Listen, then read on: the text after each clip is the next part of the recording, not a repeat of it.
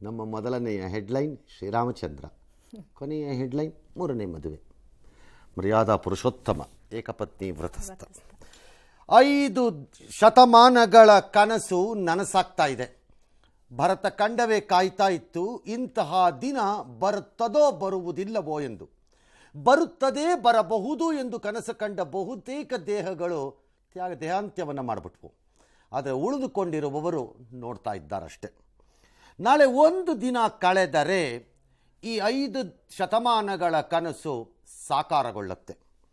ಐತಿಹಾಸಿಕ, ಚಾರಿತ್ರಿಕವಾಗಿ, ಚರಿತ್ರಾರ್ಹವಾಗಿ ಆದ ತಪ್ಪು ಐತಿಹಾಸಿಕವಾಗಿ ಈಗ ಅಳಿಸಿ ಹೋಗುತ್ತೆ. ಈ ಪದವನ್ನು ಬಹಳ ಎಚ್ಚರಿಕೆಯಿಂದ ಬಳಸಿದ್ದೀನಿ. ಈಗ ಆರಂಭದಲ್ಲಿ ಈ ಸುದ್ದಿಯ ಮಧ್ಯಭಾಗದಲ್ಲಿ ಆ ಪಾಯಿಂಟ್ಗೆ ಬರ್ತೀನಿ. ಚರಿತ್ರೆಯಲ್ಲಿ ಆದ ತಪ್ಪು ಐತಿಹಾಸಿಕವಾಗಿ ನಾಳಿದ್ದು ಅಳಿಸಿ ಹೋಗುತ್ತದೆ. ನೆನ್ಪಿಟ್ಕೊಂಡಿರಿ, ಆ ಪಾಯಿಂಟ್ಗೆ ಅಲ್ಲ ಬರ್ತೀನಿ. ಮಧ್ಯದಲ್ಲಿ ಆಕ್ಷೇಪ, ಇದು ಏನು ರಾಶಿಯ ಜನರಿಗೆ ಅದು ರಾಮಾಯಣದಲ್ಲಿ ಉಲ್ಲೇಖವಿರುವ ಪಟ್ಟಾಭಿಷೇಕ ವಿವರಣೆ ಮಾತ್ರ ಓದಿದ್ವಿ. ಈಗ ಮರು ಸೃಷ್ಟಿಯಾಗುವ ರೀತಿ ಎಲ್ಲವೂ ಸಜ್ಜಾಗ್ತಾ ಇದೆ. ಆ ಎಲ್ಲವನ್ನು ನಿಮ್ಮ ಮುಂದೆ ಹಾಜರುಪಡಿಸುವ ಭಾಗ್ಯ ನಮ್ಮದಿವತ್ತು.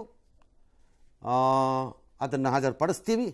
ಆರಂಭದಲ್ಲಿ ನನ್ನ ಸಹೋದ್ಯೋಗಿ. ಅಯೋಧ್ಯೆ ರಾಮ ಮಂದಿರ ಲೋಕಾರ್ಪಣೆಗೆ ಒಂದು ದಿನ ಮಾತ್ರ ಬಾಕಿ ಉಳ್ಕೊಂಡಿರುವಂಥದ್ದು. ನಾಳೆ ಒಂದಿನ ಕಳೆದು ಬಿಟ್ರೆ ರಾಮ ಮಂದಿರದ ಲೋಕಾರ್ಪಣೆಯ ಕಾರ್ಯಕ್ರಮವನ್ನು, ಪ್ರಾಣ ಪ್ರತಿಷ್ಠಾಪನೆಯನ್ನ ನೋಡಬಹುದಾಗಿದೆ. ಹೀಗಾಗಿ ಐತಿಹಾಸಿಕ ಧಾರ್ಮಿಕ ಕ್ಷಣಕ್ಕೆ ಎಲ್ಲರೂ ಕೂಡ ಕಾಯ್ತಾ ಇದ್ದಾರೆ. ಅದಕ್ಕೆ ಅಯೋಧ್ಯೆ ಕೂಡ ಯಾವ ರೀತಿ ಸಿಂಗಾರಗೊಂಡಿದೆ, ಏನೆಲ್ಲ ತಯಾರಿಗಳಾಗಿವೆ, ಬನ್ನಿ ನೋಡೋಣ. ರಾಮನೂರು ಅಯೋಧ್ಯೆ ಬಾಲರಾಮನ ಪ್ರಾಣ ಪ್ರತಿಷ್ಠಾಪನಾ ಮಹೋತ್ಸವಕ್ಕೆ ಸಕಲ ರೀತಿಯಲ್ಲೂ ಸಜ್ಜಾಗಿದೆ. ಅಯೋಧ್ಯೆ ಈಗ ತಳಿರು ತೋರಿನ ಝಗಮಗಿಸುವ ಲೈಟ್, ಕೇಸರಿ ಬಾವುಟಗಳಿಂದ ರಾಮಮಯವಾಗಿದೆ. ಜೈ ಶ್ರೀರಾಮ್ ಘೋಷಣೆಗಳು ಮುಗಿಲು ಮುಟ್ಟಿವೆ. ವಿವಿಧ ರಾಜ್ಯಗಳಿಂದ ಆಗಮಿಸಿದ ರಾಮ ಭಕ್ತರಿಂದ ತುಂಬಿ ಹೋಗಿದೆ. ರಾಮ ಮಂದಿರ ಬಣ್ಣ ಬಣ್ಣದ ಹೂಗಳಿಂದ ಅಲಂಕೃತಗೊಳ್ತಿದೆ. ಬಣ್ಣದ ಬೆಳಕಿನಲ್ಲಿ ಜಗಮಗ ಅಂತ ಇದೆ. ಅದ್ಭುತವಾದ ರಾಮಾಲಯ ಕಂಡು ಭಕ್ತಗಣ ಪುಳಕಿತವಾಗ್ತಿದೆ. ರಾಮ ಮಂದಿರದ ಹೊಸ ಹೊಸ ದೃಶ್ಯಗಳು ರಾಮ ಭಕ್ತರನ್ನ ಇನ್ನಿಲ್ಲದಂತೆ ಸೆಳೀತಾ ಇದೆ. ಅಯೋಧ್ಯೆಯಲ್ಲಿ ಇಷ್ಟ ಆದಂಥದ್ದು ಇಲ್ಲಿನ ಜನರ ಆತಿಥ್ಯ. ಅದೆಷ್ಟು ಚೆನ್ನಾಗಿ ಬಂದಂತಹ ಅಪರಿಚಿತ ವ್ಯಕ್ತಿಗಳನ್ನ ಜೈ ಸಿಯರಾಮ್, ಜೈ ಜೈ ಸಿಯರಾಮ್ ಅಂತ ಸ್ವಾಗತ ಮಾಡ್ತಾರೆ. ಇನ್ನೊಂದು ಏನು ವಿಶೇಷ ಅಂದರೆ, ಮನೆಯಿಂದ ನನ್ನ ಮಗಳು, ಅವಳಿಂದ 4ನೇ ಕ್ಲಾಸ್, ಅಪ್ಪ ಬರ್ತಾ ನನಗೊಂದು ಮುಷ್ಟಿ ಮಣ್ಣು ತಗೊಂಬನ್ನಿ ಅನ್ಲು. ಅಯೋಧ್ಯೆ ಮಣ್ಣು ಬೇಕು ಅಂತ. ದರ್ಶನ ಮಾಡ್ತಿದ್ದೀರಾ, ಮಣ್ಣು ತಗೊಂಬನ್ನಿ ಅಂತ. ಒಂದು ಚಿಕ್ಕ ಮಗುನ ಭಾವನೆನೂ ಯಾವ ರೀತಿ ಇದೆ ರಾಮನ ಬಗ್ಗೆ. ಇಂದು ರಾಮಾಲಯದ ಗರ್ಭಗುಡಿಯನ್ನ ಸರಯೂ ನದಿಯ ಪವಿತ್ರ ಜಲದಿಂದ ಶುದ್ಧಿ ಮಾಡಲಾಗಿದೆ.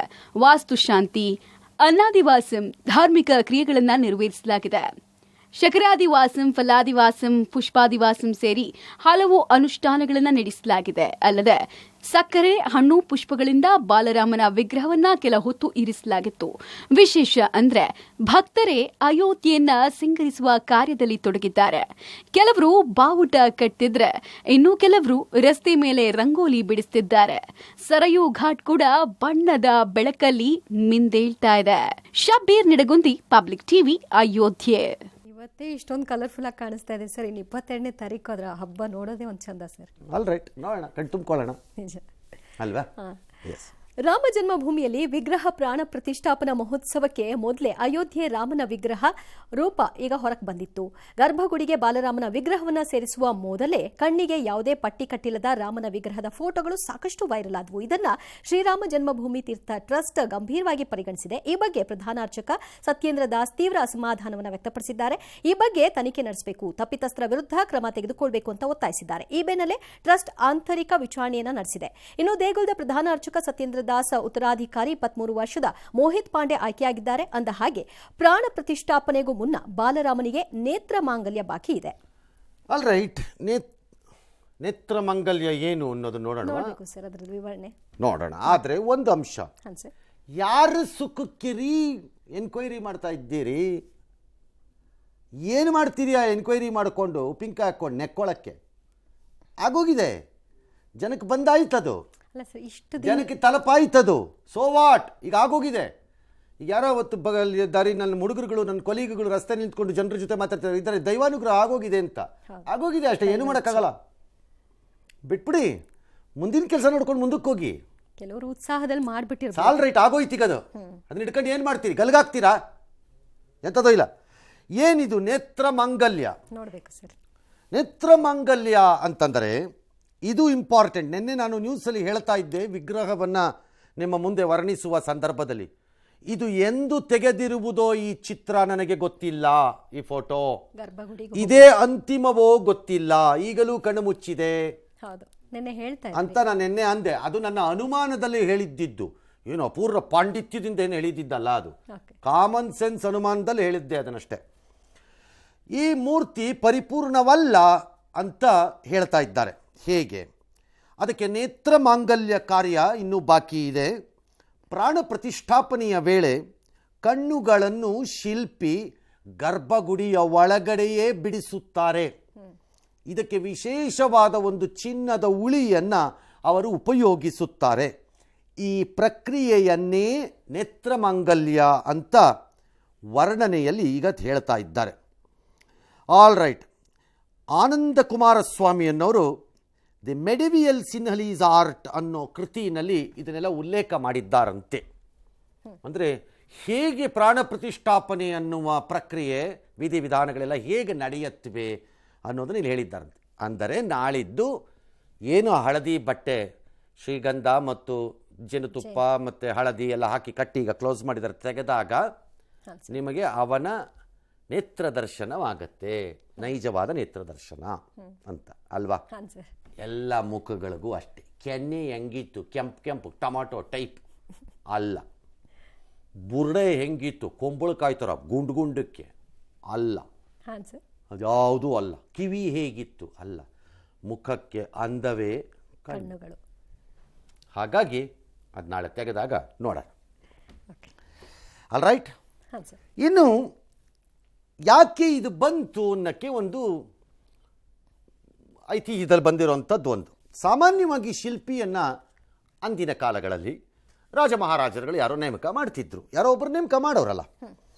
ನಂತರ ಸಹಜವಾದ ಮುಹೂರ್ತಗಳಲ್ಲಿ ಅವರದನ್ನು ಶಿಲ್ಪಿ ತನ್ನ ಕಾರ್ಯವನ್ನು ಆರಂಭ ಮಾಡ್ಕೋತಿದ್ರು, ಇಲ್ಲ ಮಾಡ್ದಂಗೆ. ಅಷ್ಟು ಕಾಲ ಅವ್ರನ್ನ ಮಹಾರಾಜರದ್ದು ಆವರಣದಲ್ಲೇ, ಅಲ್ಲೇ ಅರಮನೆಯಲ್ಲೋ ಅಥವಾ ಎಲ್ಲ ಅವ್ರು ತೋರಿಸಿರೋ ಜಾಗದಲ್ಲೋ ಅವ್ರು ಕೆಲಸ ಮಾಡ್ಕೊಂಡು ಹೋಗ್ತಿದ್ರು, ಪೂರ್ತಿ ಆಗತ್ತೆ ಎಲ್ಲ. ಆಮೇಲೆ ಎಲ್ಲ ಮುಗಿದ ನಂತರ ಈ ಕಣ್ಣನ್ನು ಬಿಡಿಸುವ ಕಾರ್ಯ, ಆಗಲೇ ಅದಕ್ಕೆ ನಿಜವಾದಂತಹ ಪೂರ್ಣತೆ ಪಡೆದು. ನಿಮಗೂ ಅದು ಅನಿಸತ್ತೆ, ಟಿ ವಿನಲ್ಲಿ ಕೆಲವೊಮ್ಮೆ ಕಾನೂನುಗಳಿಗೆ ಬದ್ಧವಾಗಿ ನಾವು ಮಕ್ಕಳು ಅಥವಾ ದೈಹಿಕವಾಗಿ ಹಲ್ಲೆಗಳಿಗೆ ಒಳಗಾದಂತಹ, ಹಿಂಸೆಗಳಿಗೆ ಒಳಗಾದಂತಹ ಹೆಣ್ಣು ಮಕ್ಕಳು, ಈ ಥರದ ವಿಚಾರಕ್ಕೆಲ್ಲ ನಾವು ಬಂದಾಗ ಇಲ್ಲಿ ಒಂದು ಪಟ್ಟಿ ಹಾಕ್ಬಿಡ್ತೀವಿ ಟಕತ್ತ. ನಿಮಗೆ ಔಟರ್ ಏನೇ ಇದ್ರು ಗೊತ್ತಾಗಲ್ಲ ಅದು ಯಾರು ಅಂತ, ಕಣ್ಣಿನ ಮೂಲಕವೇ ಗೊತ್ತಾಗಲ್ಲ ಅದು ನಿಮಗೆ. ಹಾಗೆ ಇಲ್ಲಿ ಕಣ್ಣನ್ನು ಆಮೇಲೆ ಬಿಡಿಸ್ತಾರೆ. ಅದನ್ನು ರಾಜ ತಾನು ಕೊಂಡೊಯ್ದು ಕನ್ನಡಿಯನ್ನು ಹಿಡಿದು ತೋರಿಸ್ತಾನಂತೆ ಬಾಲರಾಮನ ದೇವರಿಗೆ. ಅಂದರೆ ದಿ ಗಾಡ್ ಇನ್ ಟ್ರೂ ಸೆನ್ಸಲ್ಲಿ, ನೈಜ ಅರ್ಥದಲ್ಲಿ ದೇವರು ತನ್ನ ಪ್ರತಿರೂಪಕ್ಕೆ ತನ್ನ ಒಪ್ಪಿಗೆಯನ್ನು ಸೂಚಿಸುವಂಥದ್ದು. ನೀವು ಕಂಡಂಬಣ್ಣಂಗೆಲ್ಲ ಮಾಡಿಬಿಟ್ರೆ ಆಗಲ್ಲ ಅನ್ನೋ ಥರ ಅರ್ಥ, ಅದು ಅರ್ಥ ನಾನು ಹೇಳ್ತಿರೋದು. ಹಾಗಾಗಿ ತೋರಿಸ್ತಾರಂತೆ. ಬಾಲರಾಮನ ಪ್ರಾಣ ಪ್ರತಿಷ್ಠಾಪನೆ ವೇಳೆ ಮೋದಿ ಅವರು ಕೂಡ, ಮೋದಿ ಈ ಪ್ರಕರಣದಲ್ಲಿ ಯಾವುದೇ ದೇವಸ್ಥಾನದಲ್ಲಿದ್ದಾಗ ಯಾರೇ ಕರ್ತೃಗಳಿರ್ಬೋದು, ಯಜಮಾನ ಇರ್ಬೋದು, ಅವರು ಅದನ್ನು ಮಾಡ್ತಾರೆ, ಮಾಡಿ ತೋರಿಸ್ತಾರೆ ಅಂತ ಹೇಳ್ತಿದ್ದಾರೆ. ಆ ಥರದ ನೇತ್ರೋನ್ಮೀಲನ ಆಗದೆ ವಿಗ್ರಹದ ಬಿಂಬ ದರ್ಶನವನ್ನ ಮಾಡುವಂತಿಲ್ಲ ಅನ್ನುವಂತಹ ಉಲ್ಲೇಖವನ್ನು ಕೆಲವು ಆಗಮಶಾಸ್ತ್ರಗಳು ಮಾಡ್ತವೆ. ಪ್ರಾಣ ಪ್ರತಿಷ್ಠಾಪನೆಯ ನಂತರ ಭಗವಂತನ ನೇತ್ರೋನ್ಮೀಲನಗಳನ್ನ ಮಾಡಲಿಕ್ಕೆ ಶಿಲ್ಪಿಯೇ ಚಿನ್ನದ ಶಲಾಕೆಯನ್ನ ಬಳಸಿಕೊಂಡು ಬೆಳ್ಳಿಯ ಸುತ್ತಿಗೆಯನ್ನ ಹಿಡಿದುಕೊಂಡು ಆ ನೇತ್ರೋನ್ಮೀಲನವನ್ನ ಮಾಡಬೇಕು ಅನ್ನೋದು ಶಾಸ್ತ್ರದ ಅಭಿಮತ ಆಗಿದೆ. ನೇತ್ರೋನ್ಮೀಲನ ಮಾಡಿದ ನಂತರವೇ ಸಮಸ್ತ ಭಕ್ತ ಸಮೂಹಕ್ಕೆ ದರ್ಶನವಾಗಬೇಕು ಅನ್ನೋದು ಶಾಸ್ತ್ರದ ಅಭಿಪ್ರಾಯ. ನೇರವಾಗಿ ಅದು ಹೊರಬರೋ ಮೊದಲೇ ಹಲವಾರು ವರ್ಣನೆಗೆ ಒಳಪಟ್ಬಿಟ್ಟಿತ್ತು. ಇನ್ನು ಯಾವ ರೀತಿ ವರ್ಣನೆಗಳು ನೋಡಬೇಕು ಆಗತ್ತೆ. ಇವೆಲ್ಲ ವರ್ಣನೆ ವ್ಯಾಖ್ಯಾನದ ಕಾಲ ಅಲ್ವೇ? ಹಾಗಾಗಿ ದೀರ್ಘಕಾಲದ ಹಿಂದೆ ನಂಬಿಕೆಗಳನ್ನು ಭಾಳ ದೊಡ್ಡ ಪ್ರಮಾಣಗಳಲ್ಲಿ ನಾನು ಹೇಳ್ತಿರೋದು ಪ್ರಶ್ನೆ ಮಾಡೋದು ಇರ್ತಿರಲಿಲ್ಲ. ನಂತರ ಬಂದಂತಹ ವೈಜ್ಞಾನಿಕ ಯುಗದಲ್ಲಿ ಪ್ರಶ್ನೆ ಮಾಡದಿದ್ದರೆ ಪ್ರಯೋಜನವಿಲ್ಲ ಎಂಬ ಭಾವನೆ. ಪ್ರಶ್ನೆ ಮಾಡಲೇಬೇಕು. That is science. ಸೈನ್ಸ್ ಹೇಳ್ಕೊಡೋದು ಮೊದಲನೇದು ಏನು ಅಂದರೆ, you have to challenge and question everything. ಅದನ್ನು ಒಪ್ಪಕ್ಕೆ ವಿರೋಧ ಮಾಡಲಿಕ್ಕೆ ಅಂತಲ್ಲ, ಇನ್ನಷ್ಟು ತಿಳಿದುಕೊಳ್ಳಲು, ಓಕೆ, ಜ್ಞಾನವನ್ನು ಇನ್ನಷ್ಟು ವೃದ್ಧಿ ಮಾಡಿಕೊಳ್ಳಲು. ಪ್ರಶ್ನೆಯೇ ಇಲ್ಲದೆ ಹೌದು ಹೌದು ಹೌದು ಅಂತ ತಲೆ ಅಳ್ಳಾಡಿಸ್ತಾ ಇದ್ರೆ ಮುಂದಕ್ಕೆ ಹೋಗಲ್ಲ ಬುದ್ಧಿ ಅಂತ. ಹಾಗಾಗಿ ಪ್ರಶ್ನೆ, ಹಾಗಾಗಿ ಈ ಕಾಲದಲ್ಲಿ ಪ್ರಶ್ನೆ ಬರುತ್ತೆ, ಬರಲಿ ಪ್ರಶ್ನೆ, ತಪ್ಪೇನಿಲ್ಲ. ವಿಷಯಗಳನ್ನ ತಿಳ್ಕೊಳ್ಳಿಕ್ಕೆ oh yes, no problem. Okay. Ayodhya ರಾಮನ ಪ್ರಾಣ ಪ್ರತಿಷ್ಠಾಪನೆ ಪ್ರಯುಕ್ತವಾಗಿ 11 ದಿನಗಳ ಕಠಿಣ ವ್ರತವನ್ನು ಪ್ರಧಾನಿ ನರೇಂದ್ರ ಮೋದಿ ಅವರು ಪಾಲನೆ ಮಾಡ್ತಾ ಇದ್ದಾರೆ. ಬಿಡುವಿಲ್ಲದ ರಾಜಕೀಯ ಮತ್ತು ಓಡಾಟದ ನಡುವೆಯೂ ಕೂಡ ವ್ರತದ ನಿಯಮಗಳನ್ನು ಕಟ್ಟುನಿಟ್ಟಾಗಿ ಪಾಲನೆ ಮಾಡ್ತಾ ಇದ್ದಾರೆ. ಪ್ರತಿನಿತ್ಯ ಬ್ರಾಹ್ಮಿ ಮುಹೂರ್ತದಲ್ಲಿ 1 ಗಂಟೆ 11 ನಿಮಿಷ ವಿಶೇಷ ಮಂತ್ರ ಪಠಣವನ್ನು ಮಾಡ್ತಾ ಇದ್ದಾರೆ. ರಾಮಾಯಣದಲ್ಲಿ ಉಲ್ಲೇಖವಾಗಿರುವ ಪುರಾಣ ಸ್ಥಳಗಳನ್ನ ದರ್ಶನವನ್ನ ಪಡ್ಕೊಳ್ತಾ ಇದ್ದಾರೆ. ಜನವರಿ 12ರಿಂದಲೇ ಈ ಕಾರ್ಯ ಆರಂಭವಾಗಿದೆ. ನಾಸಿಕ್ನ ಕಾಲಾರಾಮ್, ಕೇರಳದ ಗುರುವಾಯೂರು, ಲೇಪಾಕ್ಷಿಯ ವೀರಭದ್ರಾ ದೇಗುಲಕ್ಕೂ ಕೂಡ ಭೇಟಿ ಕೊಟ್ಟಿದ್ರು.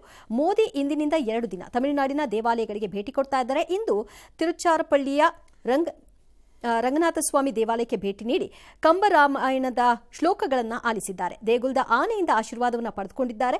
ನಂತರ ರಾಮೇಶ್ವರಂನಲ್ಲಿ ರಾಮನಾಥ ಸ್ವಾಮಿ ದರ್ಶನವನ್ನು ಪಡ್ಕೊಂಡಿದ್ದಾರೆ. ಸಮುದ್ರ ಸ್ನಾನ, ತೀರ್ಥಬಾವಿಯ ನೀರಿನಿಂದ ಪುಣ್ಯ ಸ್ನಾನವನ್ನ ಪಡ್ಕೊಂಡು ಭಜನ್ನ ಸಂಧ್ಯಾದಲ್ಲೂ ಕೂಡ ಮೋದಿಯವರು ಪಾಲ್ಗೊಂಡ್ರು, ಗೀತೆಯನ್ನ ಆಲಿಸಿದ್ರು. ನಾಳೆ ಧನುಷ್ಕೋಡಿಯಲ್ಲಿ ಕೋದಂಡರಾಮಸ್ವಾಮಿಯನ್ನ ದರ್ಶಿಸಿ ರಾಮ ಸೇತು ಇರುವ ಸ್ಥಳಕ್ಕೂ ಭೇಟಿ ಕೊಟ್ಟು ಆಧ್ಯಾತ್ಮದ ಅನುಭವವನ್ನು ಪಡೆಯುತ್ತಾರೆ. ಬಳಿಕ ಅಲ್ಲಿಂದ ನೇರವಾಗಿ ಅಯೋಧ್ಯೆಗೆ ಪ್ರಧಾನಿ ನರೇಂದ್ರ ಮೋದಿಯವರು ಆಗಮಿಸುವ ಸಾಧ್ಯತೆ ಇದೆ. ರಾಮ ಸೇತು ನೋಡೋಣ ಅದನ್ನೆಲ್ಲ.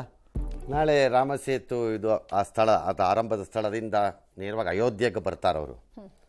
ಶ್ರೀರಾಮಚಂದ್ರ ಅಲ್ಲಿಂದ ಲಂಕೆಗೆ ಹೋದ. ಅಲ್ಲಿ ನಂತರ ನಡೆದಿದ್ದು ಯುದ್ಧ, ಡ್ಯಾಶು ಮಣ್ಣು, ಇದೆಲ್ಲ ನಮಗೆಲ್ಲ ಗೊತ್ತಲ್ಲ, ಎಲ್ಲ ಗೊತ್ತು ನಮಗೆ. ಈಗ ಕ್ವಶನ್ ಈಸ್, ಯಾಕೆ ನರೇಂದ್ರ ಮೋದಿ ಈ ಮಾರ್ಗದಲ್ಲಿ ಚಲಿಸ್ತಾ ಇದ್ದಾರೆ, ದೇವಸ್ಥಾನಗಳಿಗೆ ಹೋಗ್ತಿದ್ದಾರೆ?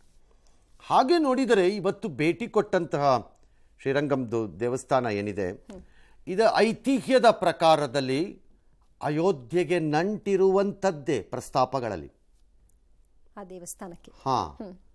ಯಾಕೆ ಅಂದರೆ ಶ್ರೀರಾಮಚಂದ್ರನೇ ಶಿವನನ್ನ ಪೂಜೆ ಮಾಡ್ತಾನೆ ಅಂತ. ಶಿವನ್ಗೆ ಪೂಜೆಯನ್ನ ಅರ್ಪಿಸ್ತಾನೆ ಶ್ರೀರಾಮಚಂದ್ರನೇ. ಅಲ್ಲಿಂದ ಧನುಷ್ಕೋಡಿ ಹತ್ರ ಹೋದ್ಮೇಲೆ ಅಲ್ಲೂ ಇರುತ್ತೆ. ಅಲ್ಲೂ ವ್ರತವನ್ನ ಮಾಡಿದ ನಂತರ ವರುಣ ದೇವ ಶ್ರೀರಾಮಚಂದ್ರನಿಗೆ ಒಲಿದು ಅವಕಾಶವನ್ನ ಮಾಡಿಕೊಟ್ಟ ರಾಮಸೇತುವನ್ನು ನಿರ್ಮಾಣ ಮಾಡಲಿಕ್ಕೆ ಅಂತಲೂ ಇದೆ ಪ್ರಸ್ತಾಪಗಳಲ್ಲಿ, ಅಂದರೆ ಐತಿಹ್ಯದಲ್ಲಿ. ಬಟ್ ಇಲ್ಲಿ ಶಿವನ ಪೂಜೆಯನ್ನು ಶ್ರೀರಾಮಚಂದ್ರ ಮಾಡ್ತಾರೆ. ವಿಷ್ಣು, ವೈಷ್ಣವ ಮತ್ತು ಶಿವ, ಶೈವೇಟ್ಸ್, ಈ ಎರಡರ ಮಧ್ಯೆ ಕೆಲವೊಮ್ಮೆ ಎದ್ದು ಬರಬಹುದಾದ ಮಾತುಗಳಿಗೆ ಇಲ್ಲೊಂದಿದೆ. ದಟ್ ಈಸ್, ಇವನೇ ಅವನ ಪೂಜೆಯನ್ನು ಮಾಡ್ತಾನೆ. ಹಾಗಾಗಿ ಅಯೋಧ್ಯೆಯ ಶ್ರೀರಾಮಚಂದ್ರನಿಗೂ ಇಲ್ಲಿಗೂ ಭಾಳ ನಂಟದು.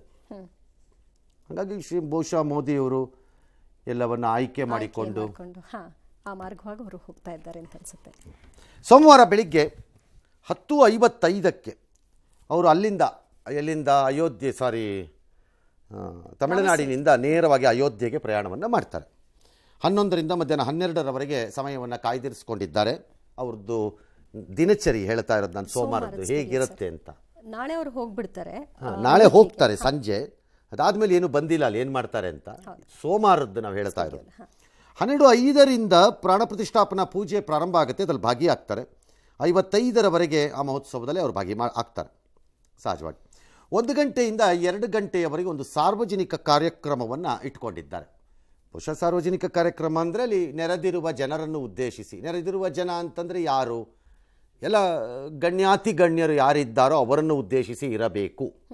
ಯಾಕಂದರೆ ಶ್ರೀಸಾಮಾನ್ಯರಿಗೆ ಯಾವ ಪ್ರವೇಶವನ್ನು ಕೊಟ್ಟಿಲ್ಲವಾದ್ದರಿಂದ ಬಹುಶಃ ಗಣ್ಯಾತಿ ಗಣ್ಯರಲ್ಲಿ ಯಾರು ಸೇರಿರ್ತಾರೋ ಅವ್ರನ್ನ ಉದ್ದೇಶಿಸಿ ಒಂದು ಭಾಷಣವನ್ನು ಮಾಡ್ಬೋದು. 2:10ಕ್ಕೆ ಕುಬೇರ್ತಿಲಾದ ಶಿವ ದೇವಾಲಯದಲ್ಲಿ ಒಂದು ಪೂಜೆಯನ್ನು ಕೂಡ ನಂತರದಲ್ಲಿ ಮಾಡ್ತಾರೆ. ಇದಿಷ್ಟು ಸೋಮವಾರದ ಕಾರ್ಯಕ್ರಮ ಅಲ್ವಾ? ಆದರೆ ಅವತ್ತು ಮುಂಜಾನೆಯೇ ಅವರ ಕಾರ್ಯ ಪ್ರಾರಂಭ ಆಗುತ್ತೆ. ಆಮೇಲೆ ಹೋಗಿ ಸರಿಯೂ ನದಿಯಲ್ಲಿ ಸ್ನಾನ ಮಾಡುವ ಮೂಲಕ ದೇವಸ್ಥಾನಕ್ಕೆ ಹೋಗೋದು ಇದೆಲ್ಲ ಇದೆ, ಅವೆಲ್ಲ ನಡೆಯುತ್ತೆ, ನಡೀಲಿ ಅಲ್ವಾ?